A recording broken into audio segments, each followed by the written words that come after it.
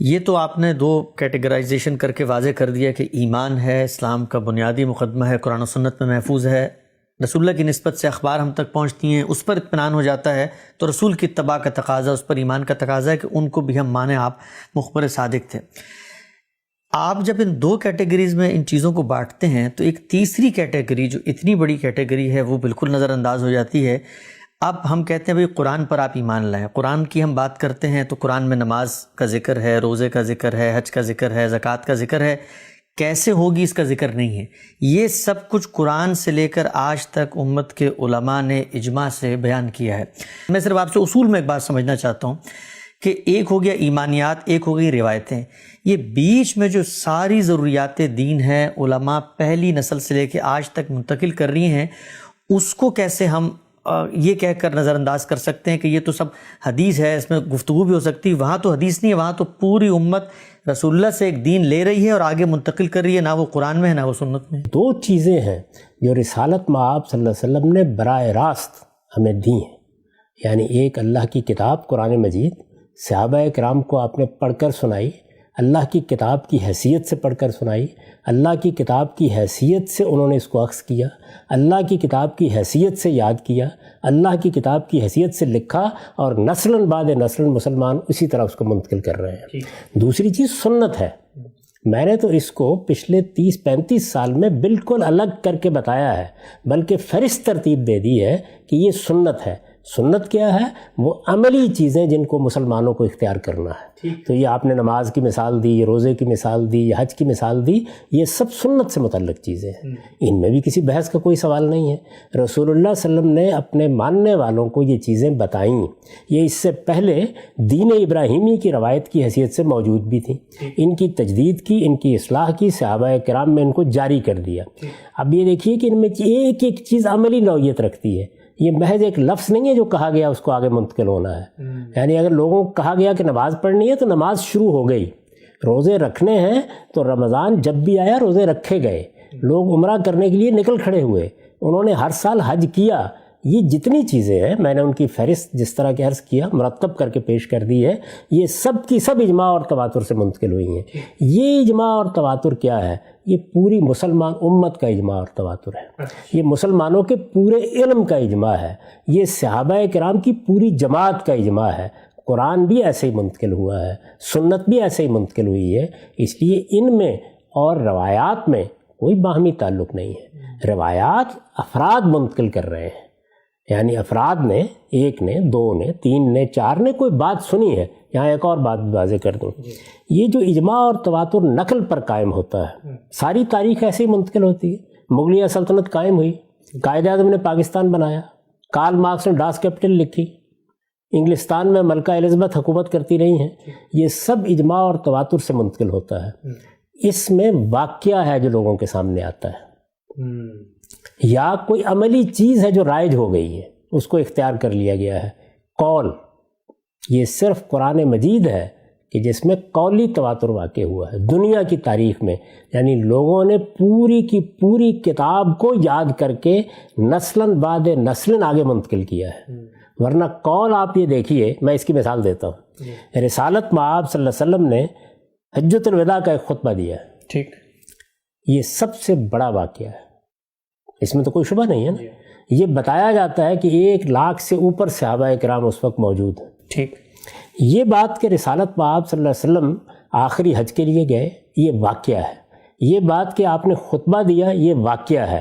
آپ دیکھیے بالکل بالاجماع منتقل ہو گئے سب کے سب، یعنی کسی کو کوئی اختلاف نہیں ہے اس میں۔ یہ بات کہ آپ نے خطبے میں کہا کیا، یہاں قول زبان سے نکلنا ہے، یہ اس طرح منتقل ہو ہی نہیں سکتا، اور نہیں ہوا، واقعہ بھی یہی ہے۔ یعنی یہاں کیا ہوگا، یہاں یہ ہے کہ سننے والوں میں سے کسی نے آگے اس کو بیان کر دیا، 2 نے کر دیا، 3 نے کر دیا، 4 نے کر دیا، یعنی جس وقت یہ واقعہ ہو گیا اس کے بعد ان اقوال کا بیان شروع ہوا۔ میں نے حضور سے یہ سنا تھا، رسول اللہ نے یہ فرمایا تھا، یہ سب اخبار احادی ہوں گے، یہ ہو ہی نہیں سکتا۔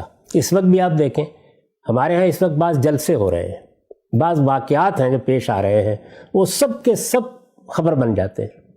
جلسہ ہوا ہے، گجرانوالے میں جلسہ ہوا ہے، کوئٹہ میں جلسہ ہوا ہے، فلاں جگہ پر یہ حادثہ ہو گیا ہے، ٹھیک. یہ سب چیزیں ہو جاتی ہیں، لیکن جلسے میں تقریریں کی گئی ہیں.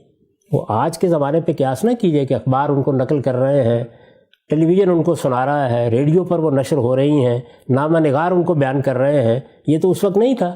تو کیا ہوتا، کوئٹہ میں جلسہ ہوا ہے، اب لوگ بیان کرنا شروع کرتے ہیں، 1 2 3 4، پھر اس کے بعد یہ چیزیں پھیل جاتی ہیں.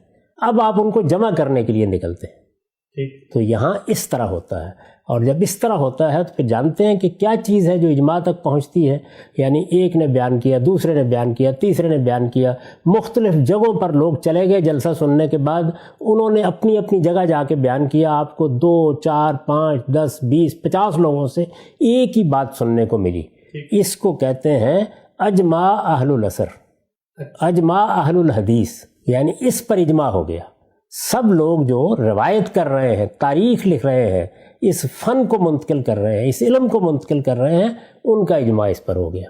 یہ وہ اجماع نہیں ہے کہ جو صحابہ کا اجماع کہلاتا ہے، جو پوری امت کا اجماع کہلاتا ہے، جو علم کا اجماع کہلاتا ہے. یعنی وہاں کیا ہوتا ہے کہ رسالت مآب صلی اللہ علیہ وسلم کے صحابہ نے ایک واقعے کو دیکھا اور وہ واقعہ ہر ایک نے بیان کر دیا. جیسے میں نے کہا کہ حجۃ الوداع پہ ایک خطبہ دیا گیا، یہ واقعہ ہے. جو باتیں اس میں کہی جاتی ہیں وہ قول کی حیثیت سے آگے منتقل ہوتی ہیں. تو یہ اقوال ہیں جو ظاہر ہے کہ بیان کرنے والا کسی دوسرے کو جا کے بیان کرے گا نا، یعنی وہ کہے گا پہلے. یہ واقعے کے طور پر ایک اجماعی خبر نہیں بن گئے، بلکہ اب انہوں نے منتقل ہونے کا عمل شروع کیا ہے.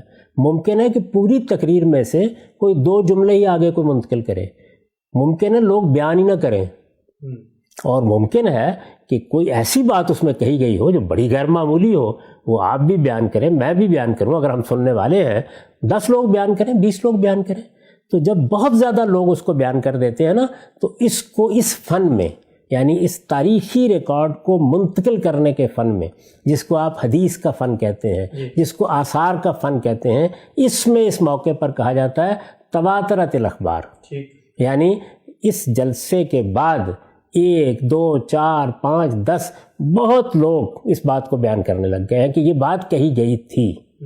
اچھا، اس میں بسا اوقات الفاظ کا بھی اختلاف ہو جاتا ہے، تو اس میں ایک معنوی اشتراک ڈھونڈ لیا جاتا ہے کہ چلیے الفاظ میں کچھ اختلاف ہو رہا ہے، لیکن سب کے سب مدعا کے لحاظ سے یہ بات بیان کر رہے ہیں. تو یہاں کیا ہوگا، یعنی 50 لوگ ہو جائیں گے، 100 لوگ ہو جائیں گے. 50-100 لوگوں کے معاملے میں اس فن میں یہ ایک اور اصطلاح وجود میں آئی، یعنی تواترت الاخبار. تواترت الاخبار کا مطلب وہ تواتر نہیں ہوتا. اور جب کہا جاتا ہے اجماع اہل العصر، تو اس سے مراد وہ اجماع نہیں ہوتا. اب یہ دیکھیے کہ یہ جو تواتر ہے، اس کے نتیجے میں ایک جملہ لوگوں میں شائع و ضائع ہو گیا، لوگوں نے اس کو ماننا شروع کر دیا، آگے بیان کرنا شروع کر دیا. تو دوسرے دور میں ہو سکتا ہے کہ سب کے سب لوگ اس کو بیان کر رہے ہیں، لیکن ایک محقق یہ دیکھے گا کہ بات کی ابتدا کہاں سے ہوئی ہے. تو اس وجہ سے جب آپ اس طرح کے کسی موضوع پر تواتر کا لفظ سنتے ہیں یا اجماع کا لفظ سنتے ہیں، تو پہلے اندر اتر کر دیکھیے کہ کس ذیل میں یہ بات کہی جا رہی ہے. کیا یہ وہ تواتر و اجماع ہے جو قرآن کے بارے میں پوری امت نے منتقل کرنے میں اختیار کیا ہے؟ کیا یہ وہ اجماع اور تواتر ہے جو صحابہ کرام سنت کو منتقل کرنے میں اختیار کر رہے ہیں؟ یہ وہ نہیں ہے. اسی طرح جو بڑے بڑے واقعات کا اجماع ہوتا ہے، مغلیہ سلطنت قائم ہوئی، علامہ اقبال نے بانگ درا لکھی، قائد اعظم نے پاکستان بنایا، یہ اجماع اور یہ جو اقوال کا اجماع ہے یہ بالکل مختلف چیز ہے. یعنی اس کے وجود پذیر ہونے کی ایک تاریخ ہوتی ہے، وہ پہلے دن سے واقع ہو جاتا ہے، نسلاً بعد نسلاً منتقل ہوتا ہے، اس کو وقت لگتا ہے. یعنی جلسہ سن کے لوگ آئے ہیں، تقریر سن کے لوگ آئے ہیں، گفتگو سن کے لوگ آئے ہیں، وہ اب بیان کرنا شروع کریں گے. اچھا، اسی طرح وہ واقعات جو سب کے سامنے نہیں ہوتے، ان کی نوعیت بھی یہی ہوتی ہے. تو پوری تاریخ کو جب آپ پڑھتے ہیں تو یہ بالکل واضح ہو جاتا ہے کہ اس میں ایسی چیزیں جو عملی نوعیت کی ہیں جاری ہو گئی ہیں، یا کسی چیز کو ایک واقعے کے طور پر لوگ سب کے سب بیان کر رہے ہیں، یہ تو ہر جگہ نظر آئے گا. لیکن ملکہ الزبتھ نے ایک تقریر کی تھی 1952 میں، اگر اس کو ریکارڈ نہیں کیا گیا، اگر اس کو لکھنے والوں نے لکھا نہیں ہے، تو پھر اس تقریر کے جملے ہوں گے جو اخبار احاد سے آگے منتقل ہوں گے.